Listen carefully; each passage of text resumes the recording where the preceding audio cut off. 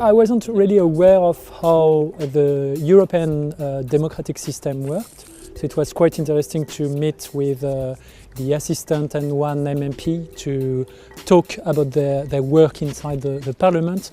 The parliamentary world is a complex world. This complexity makes the situation more difficult to understand to the citizens. So that's why as well probably those institutions are not so transparent as we would like, because as it's complex, the citizens don't get so involved in the process. People blame Europe for not taking the necessary decisions or failing to implement the regulations properly, which is actually a legitimate argument. If we'd enforced the Maastricht criteria for the Eurozone countries, we would never now be in this situation. As the parliamentarians explain us, it's quite easy, but the real thing is that the people who has the money has the influence to influence the parliamentarians. And this is a very big problem, very big trouble, because I feel that the civil society doesn't have the proper influence over his representatives. And the main consequence is this crisis, the main. And the next consequence is a less democratic European Union now, today.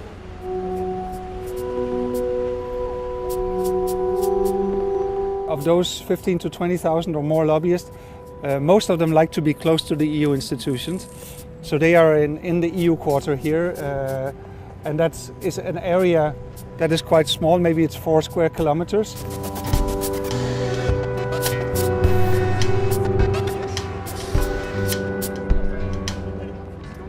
Well, I'm very impressed at how much power is concentrated in such few square meters.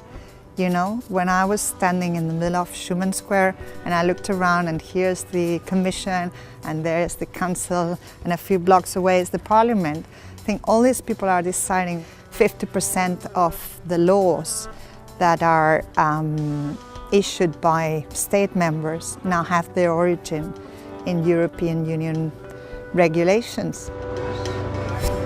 We're standing in front of the European Training Institutes. This is one of several lobby schools in Brussels. They offer half-day, one-day or two-day courses in how to lobby the EU institutions. What can we do? Join forces, you know? Get together and put pressure on our governments, on the European Union, on anybody who has power to decide. We should, you know, get to them and ask them to change things.